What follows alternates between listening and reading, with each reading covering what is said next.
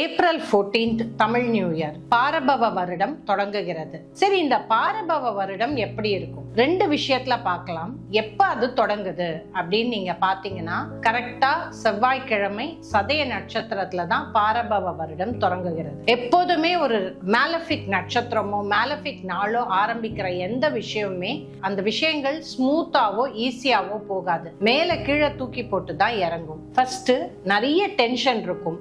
நாட்டில இருந்து உள்ளார வர டென்ஷன், உள்ளுக்குள்ளாரையும் டென்ஷன் பயங்கரமாக இருக்கும். அடுத்தது ஆரம்பிக்கிற சூரியன் 0.01 டிகிரிங்கிறது ரிஷப லக்னத்துல போது. நிறைய கிரகங்கள் 11ஆம் வீட்டுல இருக்கிறதுனால ஓரளவுக்கு பைனான்சியலா கொஞ்சம் டென்ஷன் இருந்தாலும் ஸ்டாக் மார்க்கெட்ல எஸ்பெஷலி மெட்டல்ஸ் அது சூப்பர்பா இருக்கும். தங்கம் விலை உயரும், வெள்ளி விலை உயரும். அதுல நீங்க கண்டிப்பா இன்வெஸ்ட் பண்ணலாம். ஆனா ஸ்டாக் மார்க்கெட் as such ரொம்ப கீழே போகும். லேண்ட் கண்டிப்பாக மேல உயரும். லேண்ட் பிரைசஸ் இந்த ஒரு வருடம் கண்டிப்பாக மேல உயரும். மற்றபடிக்கு அந்த எம்ப்ளாய்மெண்ட் சொல்றோம் பாத்தீங்களா, வேலைங்கிறது இந்த பாரபவ வருடத்துல ரொம்ப சேலஞ்சிங்காக இருக்கும். பாரபவ வருடம் எல்லா மனிதர்களுமே சேலஞ்சிங்கா இருக்கும். ஈஸியாக போகாத ஒரு வருடமாக இருக்கும்.